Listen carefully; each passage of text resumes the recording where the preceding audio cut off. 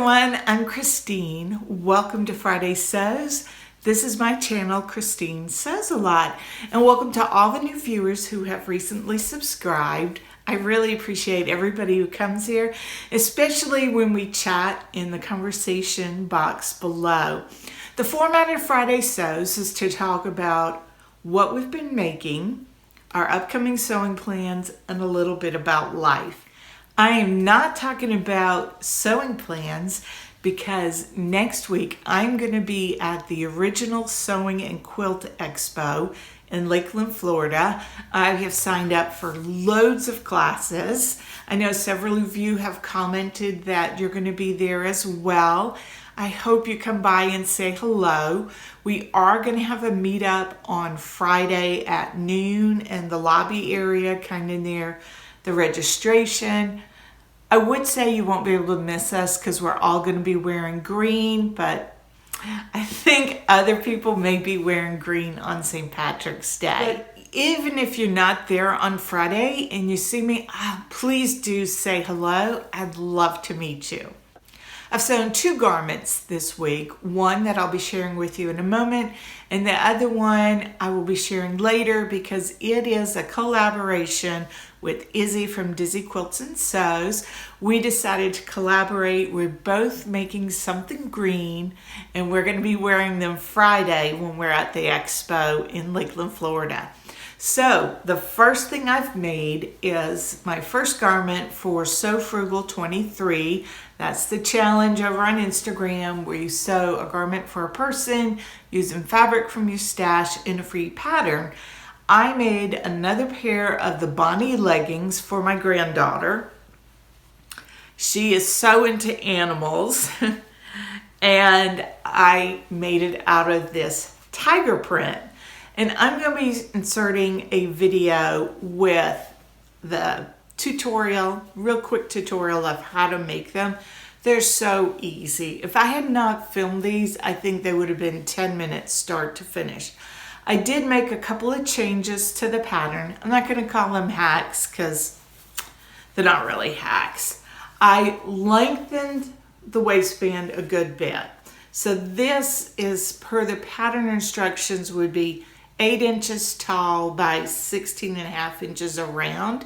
And my daughter-in-law likes to have the yoga waistband fold over and for there to be more of a look like this when looking at how high the waistband is.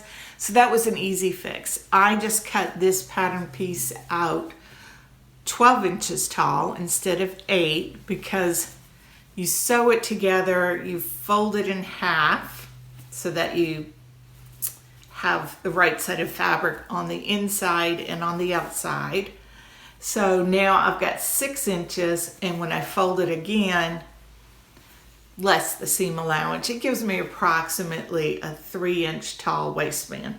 The other thing I did differently was I made a faux cuff. This is not the neatest faux cuff because I decided after I cut it out that I wanted to show you how to do a faux cuff.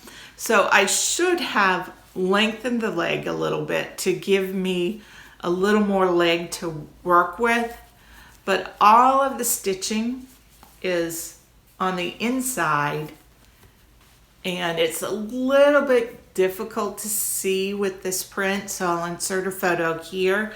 But it gives you a faux cuff, and that way you can sew this all on a serger. You don't need a cover stitch. You don't need to go in and top stitch it down, and it gives a nice neat finish. So I'm going to insert here the tutorial for making these leggings, and then I'm going to come back here and I'm going to tell you about the expo. So I'm getting ready to cut out my Bonny leggings. I've made sure to line them up on grain. The stretch is going this way. I'm making them in a size 2T. So this is cut. You have the full leg. So you have the back part of the leg, the front part of the leg. Very simple construction. So I will cut 2 legs, mirror image. And if you fold your fabric in half, then you'll get your mirror images. And then I'm going to cut a yoga waistband according to the pattern instructions, which will be 8 inches tall and 16.5 inches across. So I'm going to get cutting. I like to cut this stretchy fabric with a rotary cutter and a mat. I actually do most of my cutting with a rotary cutter because it is so quick and easy, and it gives a nice clean cut, but mostly because it's quick and easy. All right, so I have pinned, or I should say clipped, my pieces together, and I wanted you to see why we cut mirror images, because you need a left leg and a right leg. If you were to not mirror them, you would end up with 2 left legs. This is the back. It's taller than the front. That's to accommodate the bottom. In my case, I've got a diaper wearer wearing these, and this is plenty of room. I did make a slight change to the pattern. This is the yoga waistband. The pattern instructions are for it to be 8 inches deep, 16.5 inches across. I have done 16.5 inches across so that it'll fit nice and snug on the waistband, but I have made it 12 inches taller because my daughter-in-law said that she liked a taller waistband. When you construct this, you're going to be sewing along the side. Then you're going to turn it right side out, and you're going to be folded in half. And this, less the seam allowance, is how tall the waistband is. And with the yoga waistband, I'm going to actually use my serger. I'm going to sew down this side seam. I'm going to sew the inside of the legs. And I'm going to use my serger, 1/2 inch seam allowance. But you could easily do this on a regular sewing machine. You would just want to use a lightning stitch or zigzag stitch to make sure that you had stretch so that the stitch won't pop. An alternative would be to use the Maraflex thread. I was introduced to Maraflex by my friend Mandy from What Mandy Made Next, and I love it. You can sew a straight stitch. It does not pop. You do need to lengthen your stitch a little bit to either 3 or 3.5 millimeters in length, but it works a treat. I encourage you to give it a try if you don't have a serger. I thought I'd show you how you can make these leggings with a regular sewing machine. I have clipped the legging, or this leg, right sides together along the inseam. I'm leaving this unsewn. I have put on my walking foot. I love to use a walking foot with knits. You'll have much better experience. And I have the Maraflex thread. And one tip I learned through experience is that if you're going to use one of these really large spools of Maraflex thread, I was having trouble getting nice neat stitches when I would put it here, or if I would use my upright spool. But if I put it behind my machine, it's just on my table behind the machine, and then over and thread it, then it works perfectly.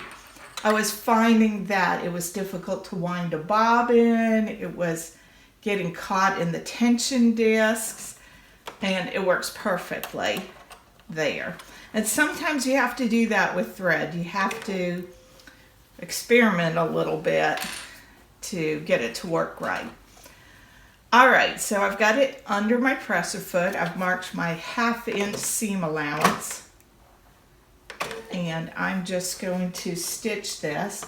I have lengthened my stitch to 3.5.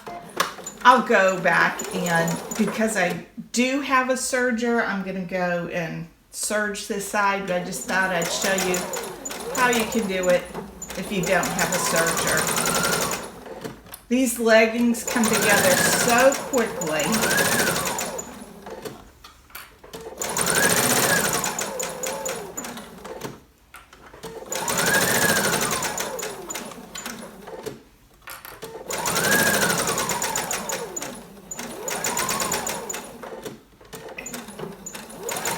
Of course, I back tacked there and cut my thread. And there you go. I've got the leg all sewn together. I can pull on it. It's not breaking any of the stitches either way I pull. So if you don't have a serger, don't let that put you off of making the stretchy knits. Okay, I have sewn the inseam of my legs. I have sewn the waistband together and folded it in half. This is going to be a yoga waistband. It'll be sewn around, and then the finished look, it will turn over like that when the baby girl wears it. So the next step is to put one leg inside the other. So right legs are touching, or right sides are touching. I'll put this in, and then I'm going to line up this curve and pin it along the curve. I will serge that close, then I'm going to attach the waistband. This is what it looks like when I've clipped it all the way around. Right sides touching. This is going to be to the front of my pant. This is going to be the back of my pant. I'm going to serge it using a 1/2 inch seam allowance. Then I'm going to attach the waistband, and I'm going to show you a neat way to finish off the bottom, and we'll be done. This is how we are looking, and these are so quick and easy to make. Now, I did make the adjustment. I made this piece higher because my daughter-in-law likes this amount of a fold over on the yoga pants. So adding the extra, I think I cut this 12 inches high. So an extra 4 inches gives a bigger yoga band than had I gone with the pattern recommendations of 8. They both work fine. This is just Charlotta's preference. So something that I do different on the legs is I like a little faux cuff. Now I'm going to show you how to make a faux cuff. If you want to do faux cuff, you might want to lengthen your pant a little bit. And this is how I do it. I take the pant leg inside out, and I'm going to turn it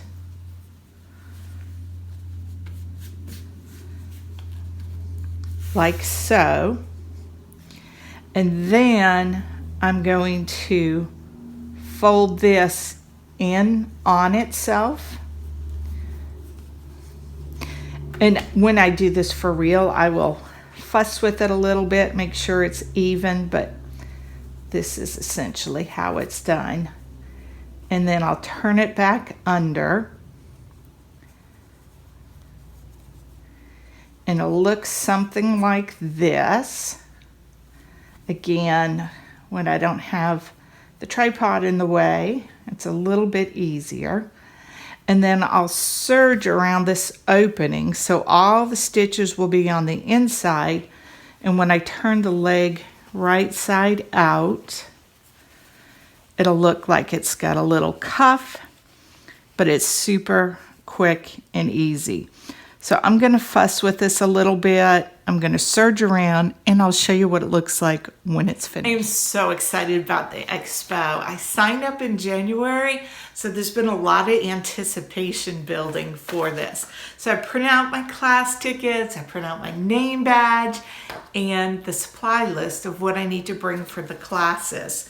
So I'm going to be taking several serger classes, some fitting classes, and a couple of finishing classes. So I am taking, let's see, I'm taking a bust fitting class a different shape patterns for different shape back sides, pattern alteration boot camp, you can do it better.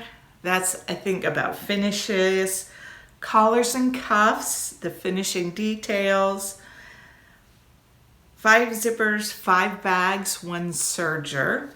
I am taking a full day serger class on Wednesday with Kathy McMacken. And yeah, several pattern alteration. I understand that Lorraine Henry is an excellent teacher, and I really want to up my sewing game, and I think I've been reticent to sew some patterns because of the finickiness. And I think that if I go with a little more confidence, a little more knowledge, then I will have that confidence to tackle making some fitted trousers and some of those patterns that I've avoided making. The thing I'm most excited about is I'm going to be getting together with my sewing girlfriends, my sew sisters, and a couple of you have mentioned that you're going to the Sewing Expo. I'm really looking forward to saying hello and putting a face to a name. So please do say hello if you see me. I am resisting the temptation to make myself a whole new wardrobe before Tuesday. I'm going to be leaving early Tuesday morning. I'm driving down to Florida. It's going to be, pretty much a full day drive. I might stop in Savannah to visit with my niece. So it's going to be a big drive, and I could be tempted to just go crazy and sew a bunch of new things for myself. I don't want to put a ton of pressure on myself. I want to look forward to this trip and enjoy it. So I'm not going to have a ton of new makes to take with me, and that's fine. I do notice that I feel like I'm missing some things in my wardrobe. And so that means I really need to be a little more, I'm not going to say disciplined, but focused on making some garments for myself. I can so easily be distracted for sewing for the grandchildren. Please let me know if you liked this video by giving it a thumbs up, and let me know in the comments section if the tutorial was helpful for you. That'll give me a little bit of guidance as to whether I should be doing more of those tutorials. This is what YouTube thinks you'd be interested in watching next. Until next time, I hope you have a joyful week and that you find the good in all things, especially sewing.